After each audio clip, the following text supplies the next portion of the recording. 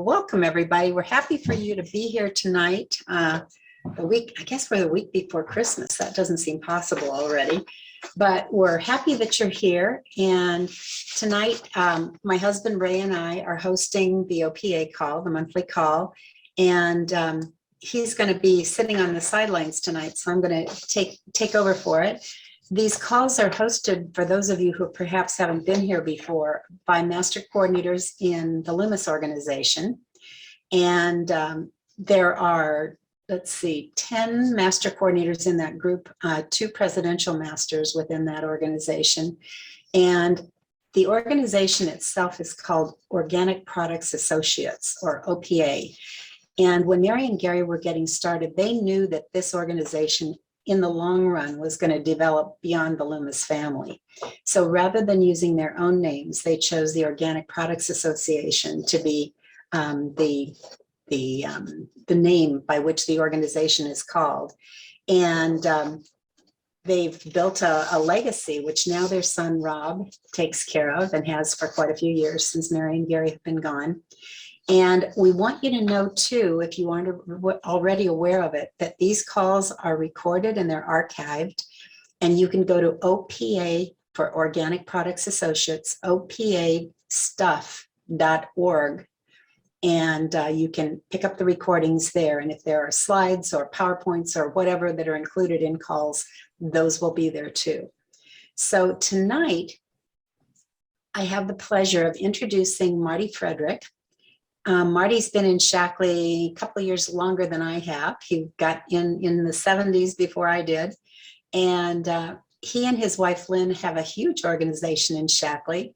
They've become friends over the last number of years. And Marty just amazes me. We're on Roland Osterhaus's Tuesday night calls every week. And he amazes me with the simple, usable ways that he talks about talking to people and working with people and just simple common sense sort of things, where sometimes we get so caught up in doing what we think is the right thing, or we want to say it the right way, that we think more about ourselves than the people that we want to actually bring into our organizations or bring in as customers. And so I've asked Marty to tell his story first, and then he'll go into some of the other things he does. And if you've got questions that come up in your mind as he's going along, jot them down, and we'll have a time for questions afterwards. And if not, that's okay too. But with that, Marty, I'm going to let you do the thing and introduce yourself and tell us who you are and what you're about and how you got to where you are. Marty Frederick. All right. Thank you, Barbara. I appreciate it. That was really great. You make me feel good. I'm a former teacher, a former athlete, a former coach in that. And my whole interest in nutrition and wellness was one of those things that as an athlete, you think you're doing good, but I remember our coach giving us chocolate milk and chocolate on the way out after an event. So I didn't get a lot of education as far as that went. So my whole thing began when my dad had an accident. Back in 1969, he took a fall and put a hole in his head, about the size of your fist, and knocked the bone fragments into his brain, made a manic depressive psychotic, had abnormal brain waves. And you can see his picture here. He was under 4 medications. One of them was Dilantin for seizures, and he couldn't drive and he couldn't work any longer. So he sat in front of TV with a clicker. And in 1971, just Christmas, we came out for the holidays. And we lived in Illinois. They lived in Albuquerque. And when I got out of the car, Dad came out to greet me. And the first thing he does is take his hard hat off that he's been wearing ever since the surgery. And when I saw his scalp, it upset me. I had to go lay down on the couch. And when I collected myself after that, I told my mom, I said, I think you ought to get the paperwork together. I don't think he's going to be around much longer. Well, Dad had been going with Mom to the doctor every quarter, and they'd been increasing the meds after they'd done the brainwave test because he was declining. And I watched a healthy man that I never seen ill slowly deteriorate. And after Christmas, when we left, my mother went back to work, and she was a bookkeeper for an auto dealership, came out of the office, went in the coffee shop, and no one was in there, but in walks this lady with a walker. And she walks over to my mom and they sat down and they started chatting. And the subject of my dad came up. And the lady says, I've been a polio victim almost all my life, and my husband's had to do almost everything for me. And I was introduced and been taking this Shakely stuff. And she couldn't say it right. She says, I don't know if it helped him, but I'm able to get around and drive my car now and use this walker, you know. And my mom says, well, the neurosurgeon had prescribed the vitamin, and this neurosurgeon was rated 4th in the country at that time. And my dad had been taking lecithin in the granulated form when he was in his 40s because he was diagnosed with the heart and the arteries. And she says, well, maybe you want to try the guaranteed program, which was the protein and Vitalia at that time. And it had lecithin in the protein, and there was the Vitalia. So we ruled out the psychological aspect because he was sitting in front of the TV, and whatever my mom put in front of him, he ate. So every 3 months, he had to go for these brainwave tests. And she started him on January. In March, they went for the test, and the doctor took my mom aside and says, you know, I'm really concerned because when people rally, they're sort of getting ready to check out. And I don't know if you ever heard that before, but that's what she left with. And when she left, she continued to give him the products and that. And in June, they went back for the exam.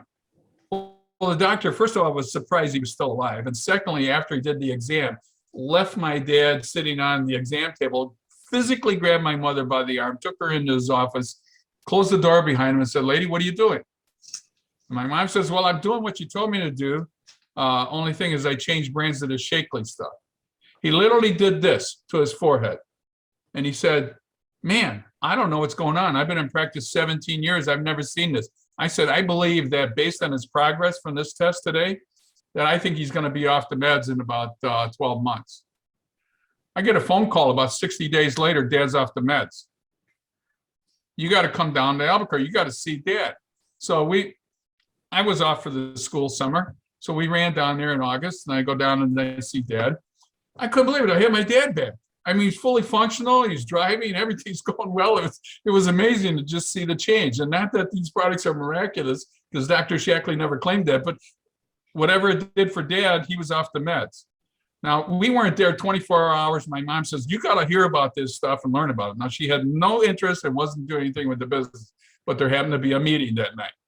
So I don't know if you ever human everybody, but I love my mom. So I went with her, and the lady I was married to at that time, she wouldn't have anything to do with this, and go see it. So Mom and I went to the meeting, and when I saw them talk about Shackley, I heard the philosophy in harmony with nature.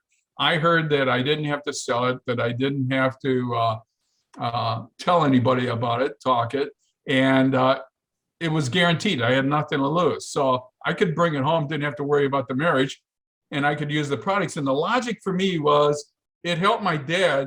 There has to be even an insurance benefit, to it. And it was a meal replacement. So I said, no, I'll try it. But I didn't tell anybody. And I went 4 months. Some teacher comes up and he goes, Marty, what are you doing? I go, why? He says, your personality's changed. I even like you now. We all have friends like that. I says, well, I'm taking this stuff. I never told him what it was. He says, well, get it for me. So I said, I don't know. He says, well, find out. So I called Mom. Mom didn't know. She says, call a polio victim. She didn't know. She says, call the guy I get it from. I called that guy. He says, well, I can help you get this fella signed up so that he can get the product. So I learned how to do that. But what I really learned is that this was a business of people helping people, helping people. Okay, so I got these teachers started. Pretty soon, a couple months later, I get this envelope in the mail. I open it up. It's a bonus check from Shackley. Now, it's $4.52, which doesn't sound like a lot, but in the early 70s, my mortgage was $100. So it was something. But I wasn't that smart. It didn't hit me. I didn't understand what I had. I was working on a master's. I intended to teach college. I was still coaching. I was driving an hour each way. I thought I had my life planned out. And I continued to do that. And over the next 2.5 years, that's what I did. And when I finished my degree, I went and I interviewed to teach college. I had 2 job offers. They offered me half as much as what I was making in the public school system. Oh man, I tell you, that was challenging. I came home discouraged. I figured, okay, I'm going to interview for corporate. Now, Ray knows all about corporate. When I interview for corporate in my field, I had 3 Fortune 500 company offers. Not that that's great, but the point is they offer me 80 to 90% travel. So I saw no money or no life. Okay, so I figured, now what do I do? Well, McDonald's was hot at that time, and there was the franchise show coming into Chicago. I figured I'll go take a look. I'll go right to the McDonald's booth, which I did. When I got there, they wanted $500,000 up front and $500,000 in the bank. Now I'm a teacher. I had my master's. I had tenure, and I had duct tape in my car, and I had $5 in my pocket. That wasn't going to work. So I ran up and down the aisle. I saw every booth that was there. There was about 200 booths. By the time I got to the door, I was so discouraged. The cheapest thing I could find was $25,01970. That was a lot of money. And I figured, really smart, I figured, okay, I'm going to buy myself a job. I'm going to work at 24/7, and I'm going to teach and train and hire and fire teenagers. Oh my God, I go, this isn't going to be happy. So I came home totally discouraged. That night I crawled into bed, I kicked something under the bed. Back then in those days, Shackley gave us these big distributor kits. They're big green bags. Barb, you remember those things. Yeah. And I never opened the thing. So I opened it up, and in was the manual. I opened the manual. It was wrapped in cellophane or whatever it was. And I'm always one, go to the middle of the book. What's in the middle? I open it up. In the middle, what do? I see a car. I go, duct tape, car, hello, duh. So I said, well, how do you do this stuff? My mother didn't know. The polio victim didn't know. The guy who got me the stuff, he didn't know. I mean, nobody knew how to do this east of the Mississippi. So I figured, I read through the book, and I met a guy named Dr. Shackley. And in there I read, he sat around a table with 6 people and told him his story, his vision, and why he was going to do this. And he got 5 to join him. I said, well, I can sit around the table. Now, I wasn't a public speaker, but I could start somewhere. Now, I had 4 hours a week. That was it. I said, the first person I called was my best friend that I grew up with from age 5. And I says, Dick, send me money. He goes, why? What am I sending you money for? I said, you're going to become a distributor with me in this company called Shackley. And he goes, okay. He sent me a check. So he got started. Now, here's the thing. I mean, we can do this business a lot of ways. Sometimes you just have to ask. And people trust you. So he said yes. You'll never know whose life you're going to impact. At age 65, now he was born after he got scarlet fever. He had a valve problem. He was born with this valve. He lived with this valve problem all his life. And when he was 65, he ended up with a failure. And he had to go in. They had to replace the valve. They do the surgery. He comes home a couple of days later. He's not feeling well. He calls the doc. They bring him in. He's got an infection. Now they got to go in and they got to reoperate. So, but they says there's a problem. What do you mean there's a problem? In this situation here, if we don't operate and you go home, you're dead, 100%. If we get you on the table, he says, the odds aren't much better. He goes, what are the odds? He says, well, on a scale of 1 to 10, you're an 11 right now. He says, but I think we might have a chance. So he looked at his wife, he says, what do we do? He says, well, I'm dead. If I go home, I might as well take a chance. So they did the operation. When he woke up, there's 8 or 10 doctors in his room. They're looking at his charts. They're talking all that. And he asks his doc, what's going on? And the doc says, I've been in this business for 17, 20 years, whatever it is. He says, I've never seen this. He says, you're 65. Your veins, your arteries, and your heart are that of a 20-year-old. They're all clean. He's been taking Shackley. My first person been taking Shackley as long as I have. I'm 50 years without an antibiotic or medication. 9 years later, he's had no side effects. He's totally fine. I mean, and I don't say that. And Dr. Shackley, when I met Dr. Shackley in 1976, I ran up and I told him about the story of my dad. And I says, I think Shackley saved my dad's life. And he put his arm around me. He said, son, it's not Shackley, it's nature. And I got to experience that not just with my dad, but with my best friend. And as you continue to share this stuff, some people will listen to you and some won't. Lynn has a daughter. When we got married, the daughter was 16. I mean, 16s are challenging. And as she grew, the one thing that she wanted was to have children. And at 34, I get this call and she goes, Dad, the doctor tells me I got to go to the hospital. I go, why do you got to go to the hospital? He says, I got cervical cancer. I says, well, before you do that, come home, let's talk. Now, she was never compliant with the nutrition. She wouldn't follow what we do. She'd take it here or there. Okay. I said, will you follow what I recommend? And she says, yes.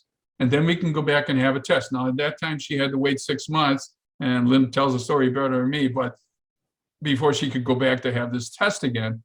And 6 months after the nutrition protocol and changing her diet, she went back. They couldn't find anything. We have 2 grandkids. You can see them on the right, the hockey players there. Okay. Now, this is the gift that Shackley did. And I go back to Dr. Shackley. Until there's value, any expense or inconvenience is too much. The thing is that we have to drip and invite people to take a look at this stuff. Now, the question is how do you do that? Well, I like to ask questions. Now, I learned that I needed to ask questions through a very interesting experience. I had a fraternity brother, and back in the day when we started, Barb, you probably remember this, it's called the 3-foot rule. Anybody that got within us got Shackley. Okay, and I was so passionate with what I seen and experienced, I had to share it. Well, this friend calls and he says, hey, will you help me move? Okay, where are you going? You're going to California. He's in Wisconsin. Okay, I'll come up and I'll help move. I'm packing the truck. I said, Clint, why are you moving to California? He says, to get away from you. Learning curve. Okay, what did I learn from that? I learned I better get better at communicating. I better get better at asking questions now. Well, there so happened to be a seminar that came through, and it was questions are faster to master, whatever the program was. So I took one of my business leaders down there, and we went through that thing, and I just said, okay, I'm going to give the presentation all with questions. So I made every chart with a question. That was it. And I learned through asking the questions, there was different responses than I ever was getting before. So that taught me that questions were critically important to ask people. Now, what questions do you ask? Well, I learned over a period of time that the best way to identify people's needs and wants is to do a discovery format, and it's called FORM. And I learned this a long time ago. And you ask a question around family, occupation, recreation, then a message. And in that thing, you're going to listen for needs and wants. And what I discovered when they start revealing, okay, what's going on in their life, are you married today? And I learn all about these kids. What do you do for fun? Well, the kids like things, and I'm listening is, how often you do that? Well, we can't do it very often because there isn't enough money. Or when the kids get sick, which they do about every 3 weeks, between 4 kids or whatever, it's a challenge and all that. I said, can I ask you a question? This is the message. If there was a way that you could help with that situation, what would you say? And that's one form. If it's economics, if there was a way that you could have a residual income without giving up what you're doing, what would you say? And you're going to get different responses. Now, I was at a restaurant with Lynn. We were having pizza, and this really nice young man was serving us. And I said to him, Ryan, you have a really nice personality. I said, you're a nice fellow. I said, why are you here? He says, well, I used to manage this place, but then I left and I went and got another job. Then my wife got pregnant, and then I needed to have more income, so I'm back here. And I'm listening to this, and I said, well, what's your wife do? Well, she's a teacher, but now she can't teach, so we're really challenged economically. I said, well, can I ask you a question? He goes, yeah. I said, if there was a way you could have a residual income without giving up what you're doing, what would you say? He says, sign me up. I mean, now here's the key. I never talked any further in that. I said, well, great. If you are serious, give me your contact information and I'll reach out to you and we can get together and have a chat. So the goal is always to get the appointment. I don't carry business cards around to hand out. If someone doesn't have a card, I'll take my business card and turn it over, and I'll have them write their name and contact information on the back. I'll collect that and then I'll give them my card. Most of the time, I don't do that. I just say, I'll give you a shout and we'll talk. Because I look at it this way. If you were a dentist and you're in the grocery line and someone comes behind you and says, oh, Dr. So-and-so, I notice you're in line here and I have this toothache and something's going on. Can you take a look? In the grocery line. Okay, what's he going to say? He's going to say, that's really cool. Why don't you call my office, make an appointment, we'll take a look at it. And the point is you never throw your business out in bits and pieces. You always try to get a professional appointment. If you're not going to be in a professional appointment where they're going to hear you out, it is not going to go anywhere. I've never had a response from handing the business card out. 50 years. But I've had a lot of people come on board from the appointment. So it's very, very critical to do that. The value of Shackley is is how you're going to communicate your message to people. And unless you're using the product, Dr. Shackley said, use the products, see the people. Why did he want you to use the products? It isn't only for PV. How are you going to understand how in harmony in nature was created in the middle of a field in this consciousness of him as a young child that evolved into vitalized immunity that stood the test of time? And then in 1956, to protect it, he launched a company rather than selling it for the millions of dollars in formulations that he was offered. Okay. He wanted to give us the opportunity to have the American dream. Instead of charging 50 cents and $1 like Procter & Gamble to get the product to you, he says, I can give that back to you so you can have that. So the value of the product is going to be critical, and you're only going to learn that through use, like I did. Some teacher had to come over and you say, Marty, what are you doing? You're different. I didn't even notice it. Somebody else noticed it me. Now, with all the products that we have now, that Prove It challenge that we have today, you know, that goes back, those products go back 50 years. I've been using that 50 years. I mean, that goes back all the way to the creation of Dr. Shackley. You know what he launched the company with? He didn't launch it with Vitalized Minerals. He launched it with pearlescent nibbles, protein. Why did he do that? Well, he learned over the course of his studies that the key to life is protein. Protein comes from the Greek word proteus, which means to come first. Nothing living organism, cell, is built without protein. Key to life, okay? Then you put it together with the Vital E, and now you got something different. That's what happened to my dad. It changed his chemistry. It helped balance the chemistry. So people go, oh, that's real nice. It's a great story. Well, that 30-year study that Roger implemented for us to have the landmark study, you look at that, that is gold. That is your validation. Nobody has that in the world. That's the Shackley difference in a page in front of you. And I have people, and I'll take that page from Tufts where it shows the 4 or 5 lines on there, the pathways, if you call, and I'll show them that, the dotted line, the demarcation line, where people at age 45, 50 start spiking with symptoms and illnesses and diseases and other challenges medically. And the Shackley lines below that, I simply ask them, which path do you want to be on? It's about healthy longevity.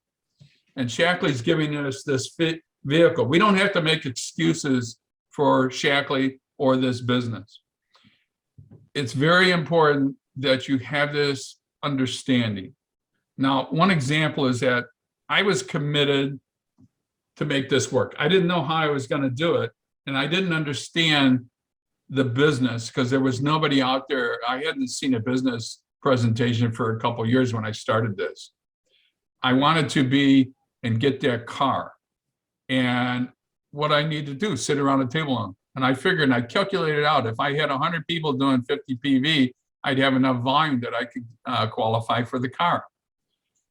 Those 4 nights a week that I did those presentations sitting around a table got us 100 people.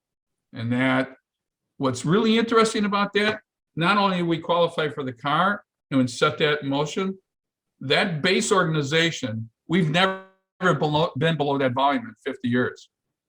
Now, the point and value of that, meaning that you build an asset. That asset value built in 90 days has paid us more than had I continued to teach for the entire career path, including my retirement. The value of what you create as an asset in this business is tremendous. You're not going to build it on sand. This has foundation. That foundation is the golden rule and in harmony with nature, and it's backed by that landmark, and the proof's in the pudding. So you don't have to sell this product. You just say, you know what? There's an unconditional guarantee by your own admission. If you notice benefit, you know, great. If you don't, you get your money back. It's a win-win. So use those little interactions with people if they give you a pushback, and sometimes they will do this. And because the first people, what's the first people's response to anybody that approaches with anything new? No. No is self-preservation protection, okay? I say, well, it sounds to me like a challenge. You want to share what it is? And they'll give me some excuse, whatever that is. And believe me, it's an excuse. You know, they don't know what they don't know. So it's our job to try to educate, but you can't force feed them. You can lead a water to horse, but you can't make it drink. So you don't want to force feed them. Always permission marking. You want to ask, well, can I ask you a question? You have this challenge. Did I hear that correctly? It's called mirroring. You make sure you heard what they said. And if it isn't clear, well, help me understand that. Can you explain a little further? Let them define that a little bit better. Remember, it's all about them. It's always about them. So after they say that, it's a simple thing that works almost 100% of the time. Let me ask you a question. If we could resolve that concern you have to your satisfaction, what would you say? Those people will turn around and say 99% of the time, well, if you can do that, I guess we're good. What do I want to do? I don't want to do it then. I said, well, it sounds to me like we need to have a conversation. When's a good time for you? I will go for the appointment. Always be professional because this is valuable. People don't make $100, $200, $300, $500,000 in this business because it's not a profession. I mean, the average surgeon in this country is making about $250. So the average master is up in that bracket. I mean, you're real close there. So you have an opportunity here to help thousands of people. And that's the thing here. You don't have to do this thing 24/7. If you do something consistently, at least once a week, you can create a growing process that can create momentum. And if you will think in terms of building the stool with 3 legs and helping 3 people, find 3 people, find 3 people, and you work that process, you will create a stability that can replace the average income. You do that 3 times, and you can create a significant income and pass this on generationally that can pay you and your family to an infinitum. I mean, it's amazing what can happen with this business. And when you think about that in terms of the gift that Dr. Shackley's given us, he didn't have to give this to us. He was offered millions. Think about it. He didn't have to give this to us. This is a gift, and it's up to us to share it. So someone says, okay, my garage is full of this brand X, or I've tried that, or I was in this company or something like that. I said, have you taken a look at Shackley? No. I said, well, if I told you there was a difference, what would you say? Well, if there's a difference, maybe I should hear about it. I says, are you sure? Well, yeah, I think I should hear about it. Okay, what's a good time for you? Go for the appointment.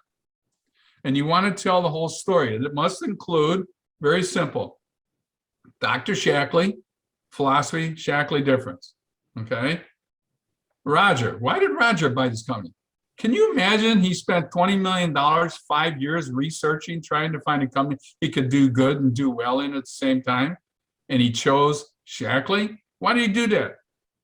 Would you follow someone that spent $20 million in 5 years that did the homework to pick this company and then say, well, I don't know if it'll work? Well, he wouldn't have invested if it didn't work. And it has worked because we've seen double-digit growth multiple times since he's been on board. And this company's always impacting. Any other company that comes on board, you know what they do? They look at Shackley because they measure themselves against Shackley. Why do they do that? Because they can't duplicate it. I had dinner with Buzz Aldrin, the astronaut, and Alan Shepard. I got to meet these people. Alan Shepard couldn't duplicate Basic Age. So he got so upset, he joined the board. It was really cool. Buzz Aldrin says, I've never seen anything like this. Scott Kelly says, this stuff works. We've got people behind us that come to us, and it's not a gift to them. I mean, the Biosphere, they had to pay for Shackley, if you recall that. They had every other product on the market that was available to them free, but they bought Shackley because it was the only one that met their standards. Imagine if you're going to put your life out there in outer space and you want to live and thrive and come back home. You don't want anything potentially that could harm you. So I had a guy here today, and we were talking about this house that we bought, and it's on a septic system. And I know the house that he's in is on a septic system, and the house we had in Illinois, we sold it, was 40 years.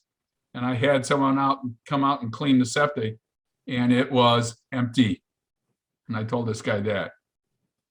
So now here's what I did with my loyalty points. I've been buying my loyalty points, getting these Get Clean kits. I asked him, I says, do you like gifts? Sure. I went and got him a box. I gave it to him. Are you kidding me?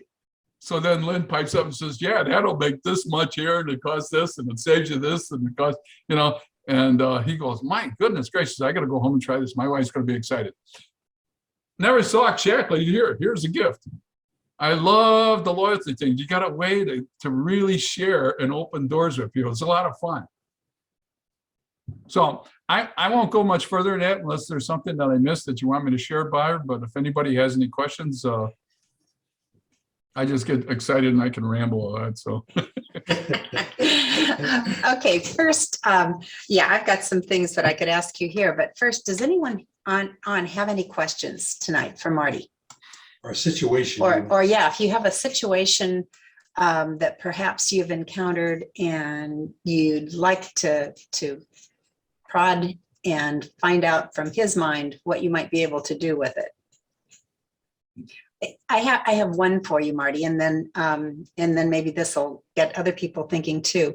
What do you say if people say with the products that they think they're too expensive? That's an interesting question. How'd you arrive at that? Okay. Until you understand what their basis is, which is mostly 99% false information. And then they go, well, it's this, this, and this. So let me understand what you're saying. You would buy Shackley if it met your price point. Is that what I'm hearing?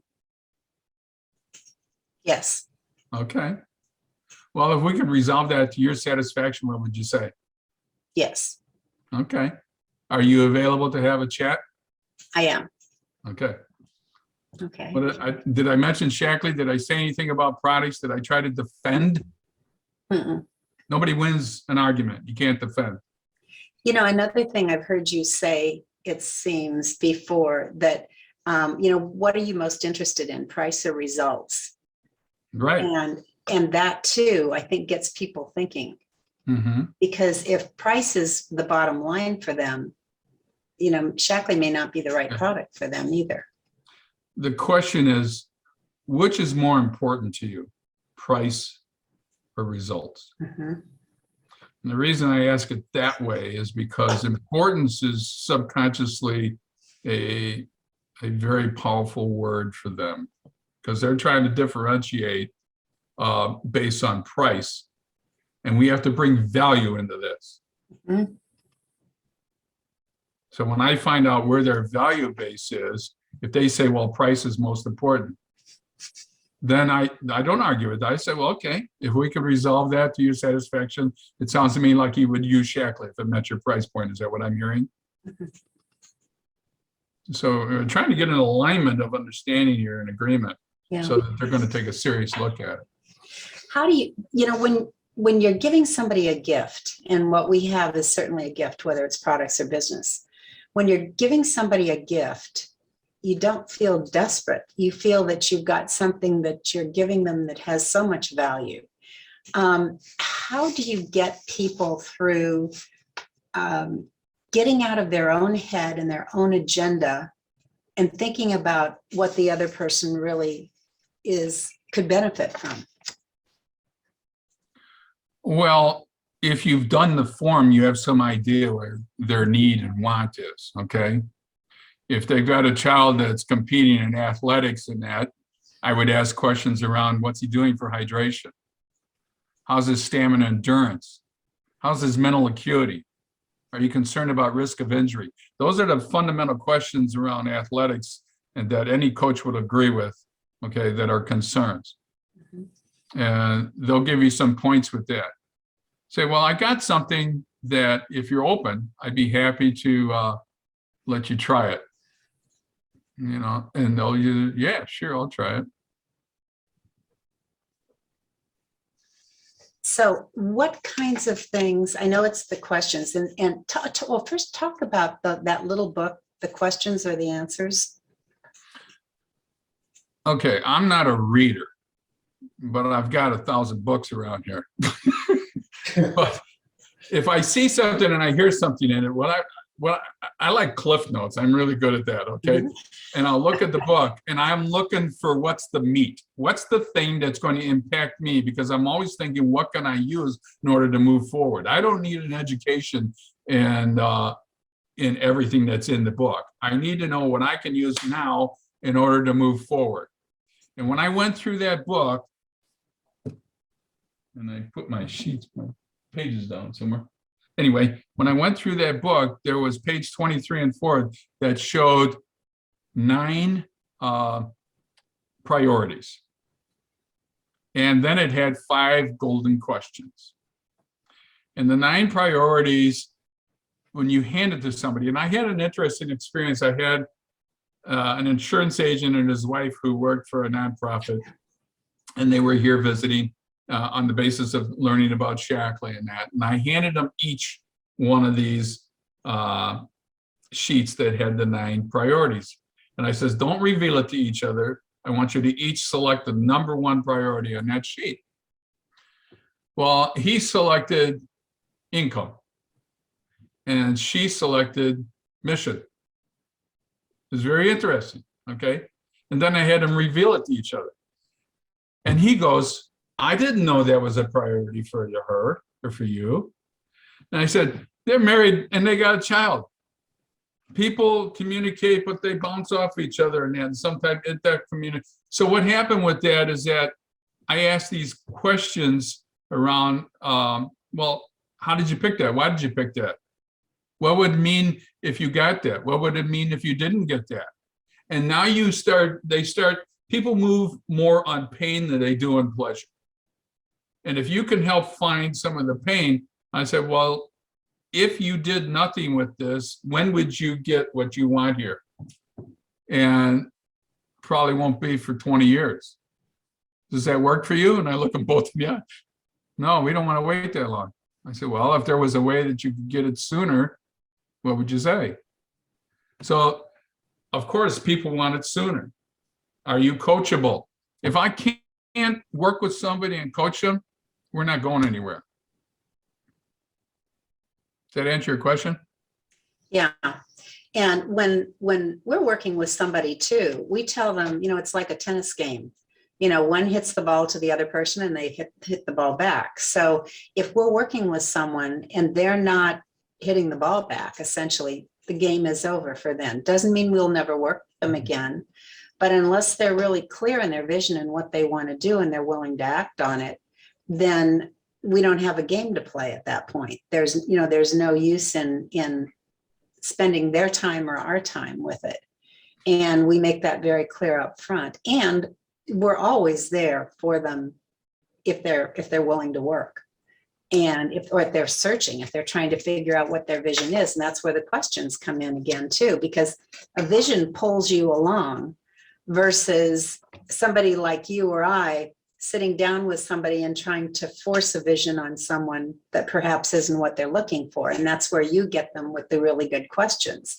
And I'm looking at some of the people, I don't know all the people on the call, but I'm looking at some of them, knowing that a lot of us have been around for a while. And so we've learned the 3-foot rule so many years ago. Mm-hmm. And we learned to put stuff in front of somebody and try to convince them that it was a good idea, whether it was business or products, versus now trying to figure out what it is they want in their world, in their life.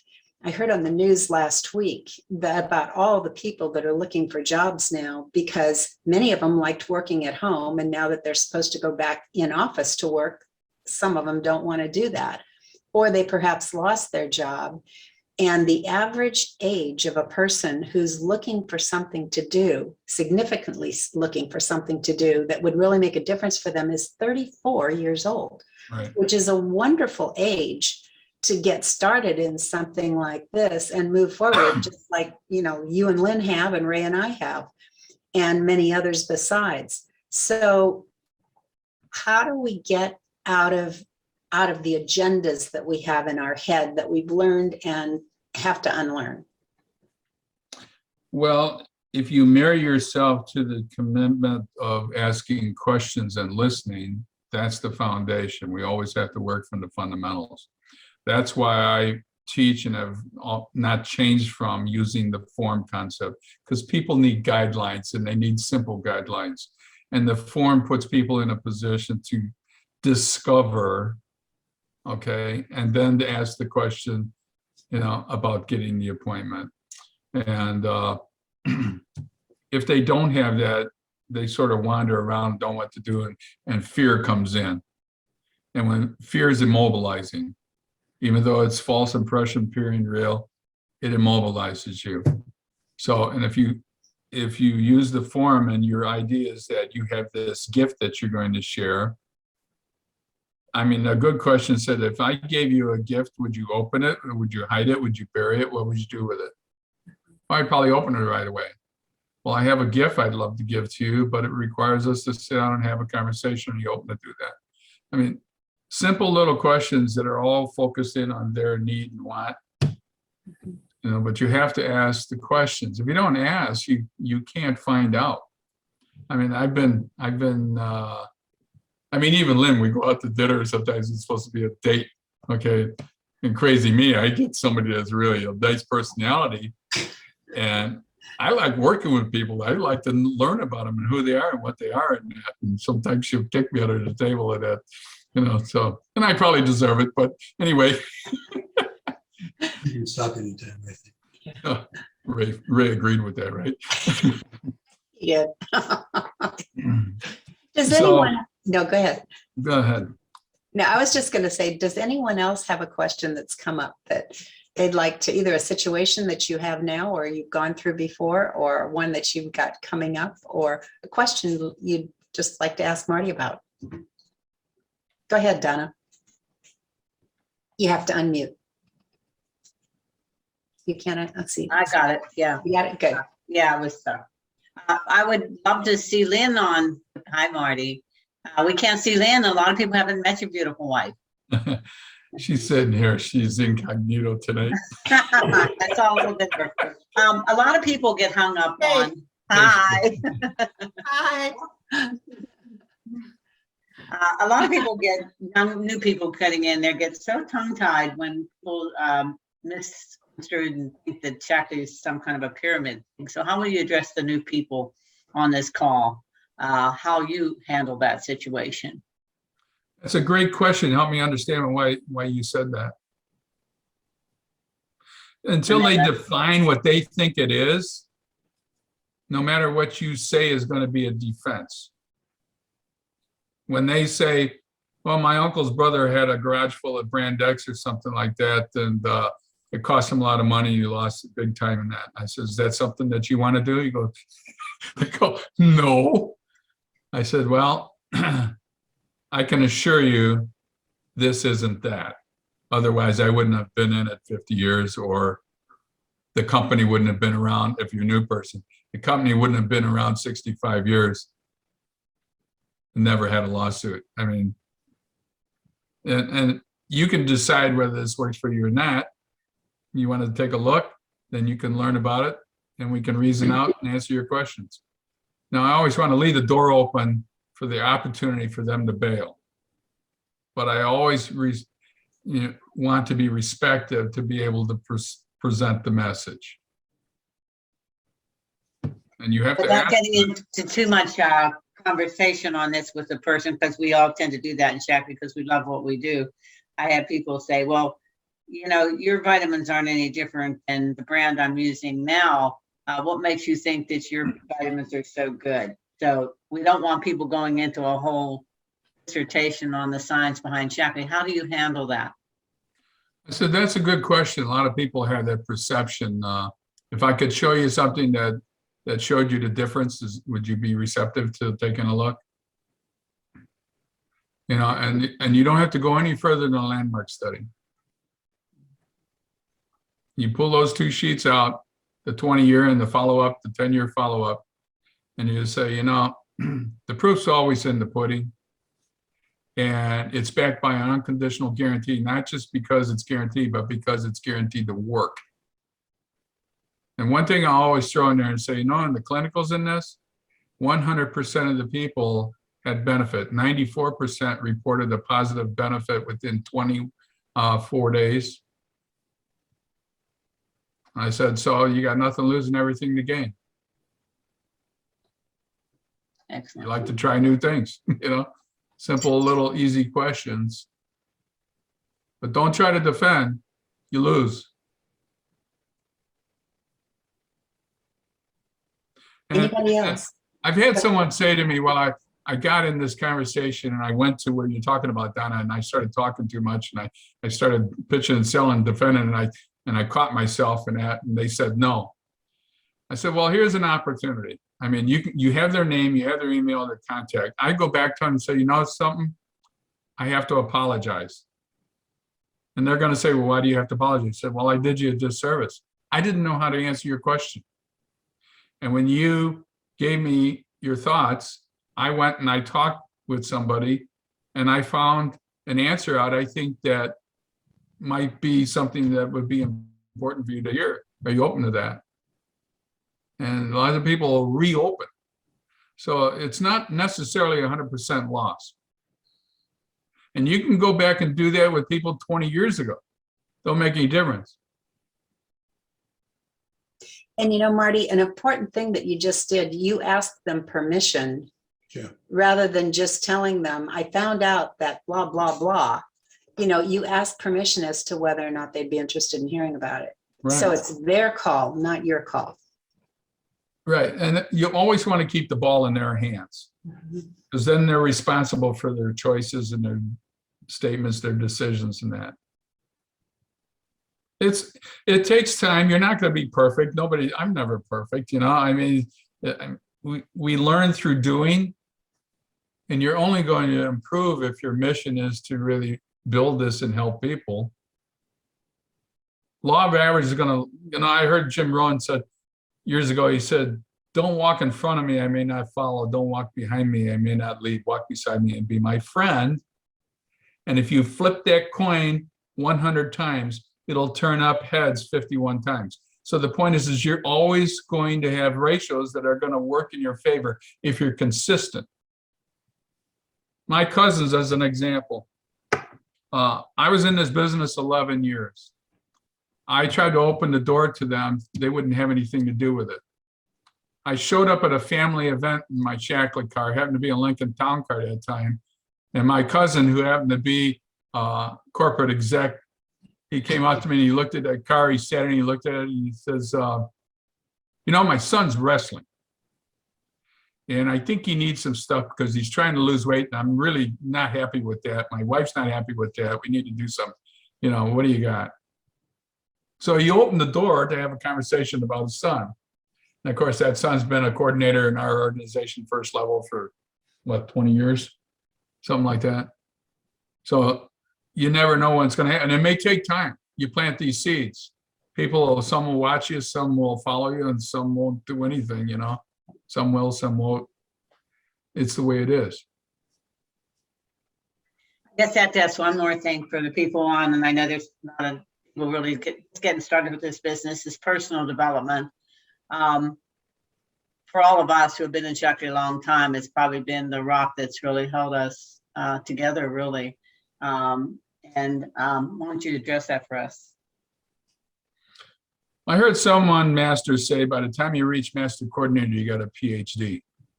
And that may be in psychology, it may be in personal relationship, communication, whatever it is.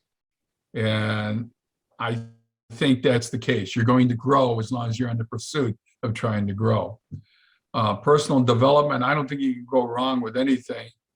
If you got a challenge and you can find a book that's going to address it, I mean, that's a good thing.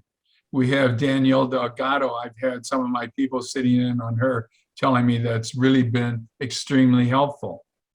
In fact, I got one lady that's been with us about 10 years that had one event and then never did anything. And I invited her to do another in-home, and she did it, and we had some success. And she went and sat on Delgado, and so far we've done 7 presentations, and she's earning bonus now. And it's been 3 months and she's earned bonus every month and growing each month. One of my leaders has grown, started 90 days ago, and everything's synergistic in this thing, and it accumulates. She just reported the end of November, she had a 40% growth over October and November. Wow. So, and it's not that we're so great.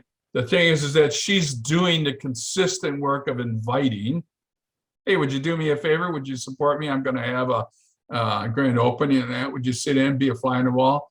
I'd love to hear your thoughts. Sure, I'll do that for you. You just got people that wouldn't talk to her to saying yes. You know, so she has 1, 2, she doesn't fill the room with 20 people. You don't need 20 people. You need 1, 2, 3 consistently. So you can go back to the ones that said they or didn't make it and say, we sorry we missed you. We had a great event. I'm going to have another one. If you're interested, I'll invite you. Oh yeah, put me on the list. So consistency, ask to invite. Any other questions? Is this helping? You know, one time a number of weeks back, Marty, you were talking about your averages. We were talking about pathways to growth, and you were talking about, like, in 100 presentations, how many might come on board, Mhm. who might build, what your averages are. Would you talk a little bit about that? Because again, it's consistency and practice, doing it over and over and over. A lot of this grew out of my beginning years when I heard that to get to master coordinator, you had to have 15 first levels, if you remember back then. And Dean Smith, 95-year-old gold medal winner, okay? He said, you got to do 100 presentations to get yourself a sales leader. Then I heard someone else say, you know, law of averages. There was a fellow named Jim Boyd. First business meeting I ever got to go to, he gave. And someone asked him, how do you make so much money? He says, I failed 67% of the time. I got a little math background. That's 33 left out of 100, right? 1 out of 100 sales leaders. I broke it down. If you do 100 presentations, 33 people will do something with the business or buy the product. Out of those 33, you'll find 3 that might attempt to do something with the business. And out of those 100, you'll find 1 that will rock with it. By the time you get to 1,500, you got yourself a lifetime career income. Now, here's what happens. The law of averages are that every presentation that you give that one person sees will average out to be worth about $1,000 a year for the rest of your life, which is what the average minimum master is making annually, residually. So I just teach those numbers because our job is to encourage people not to give up, to see the possibilities of success through repetition and consistency, and to see that if they do it often enough, they're going to get better at it consistently. And I've got people that I'm coaching that have been with me a year or two, and I can hear their confidence. I can hear their growth. They tell me they can't believe they're doing what they're doing. They never would have done this. They never would have asked. They never would have had this. They never would have done, you know, and when you hear that, the consistency is what's helping them. The repetition is doing it, and walking beside them and helping them do that.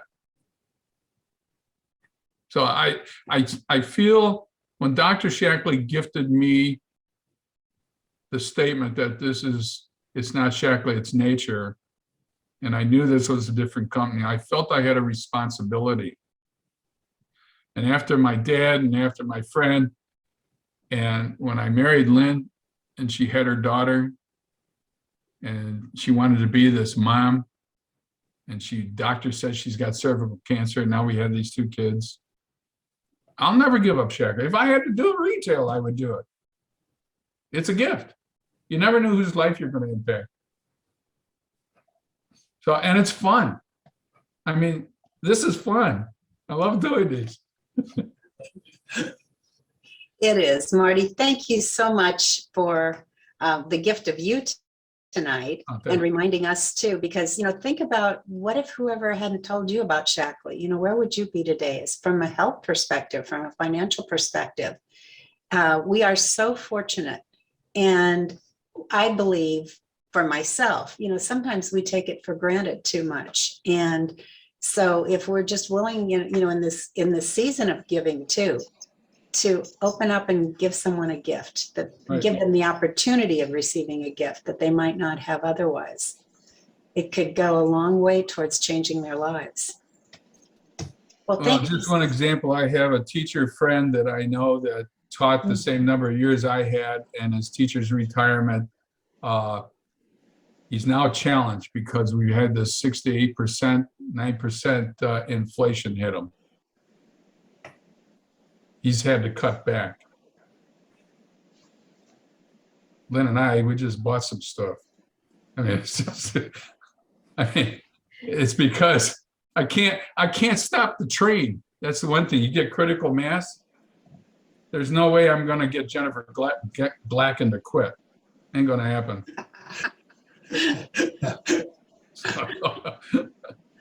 We could all use Jennifer in our group. Oh, yeah. She's a sweetheart. Oh, anything But else? you never know where they're going to come from. I was in Shackley 20 years before Lynn's daughter brought us a friend who brought us Jennifer. So she came from the 3rd level. Oh, So That's amazing. Yeah, someone else on Roland's call last week, I guess, was talking about working down 15 levels in our organization. I wonder how many of us just here tonight have 15 levels in our organization. Some do, some don't. Most don't. I have a sales leader in Iowa that came from the 18th level. Wow. So you never know. I don't know how deep our group goes. It's pretty deep, but that's security. Mm-hmm. And I'll talk to anybody. I don't care where they're at. You know, Lynn goes, ain't that the truth? everyone is a first level. Yeah, we've always treated everybody like their first level. That's a good thing to get into. It doesn't matter where they are. Yeah. There's always a synergy. You know, I'm doing this tonight, and I appreciate the Loomis organization. And one of the things I was chatting with Lynn about is that, you know, when I first got started, I heard of Gary and Mary Loomis, but I didn't know them. And I only met them once or twice. And then when I went to the Shackley home office and I saw the Altus boards that were sitting on the wall that were gifted to them, you know, I learned that the Shackley community, this culture, is about giving back. I taught thousands of kids and many teachers and have none of those people in my life.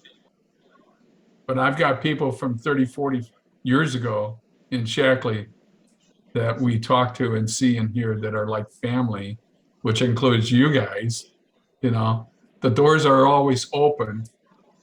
And we make jokes sometimes. We could travel around the company and never have to stay in a hotel if we didn't want to.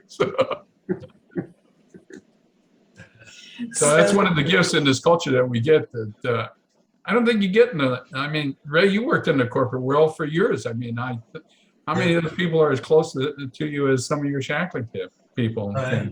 That's Yeah. right. Yeah, and I mean, it's you know, he has good friends from those years, but nothing Right. like Shackley. Yeah. Right. Nothing like A that. different story. Yeah. Well, thank you, Marty, for your time tonight. Thank you, all of you, for being here. I know it's a busy time of year, and we're happy that you were able to take time. If you've got anyone that you'd like to take a look at this, go to opastuff.org, and within the next day or two, it'll be posted there, and they can hear the result of where we spent our time tonight, too. So if there's anybody else, one last question from anyone or comment? Okay, well, you have a wonderful, wonderful Christmas and a great, healthy New Year. Thank you so much. You too. Thank you, Thank you, everybody. Marty. Thank you, Marty. Thank you so much. It's fabulous. Good night. Good night. Night. Thank you.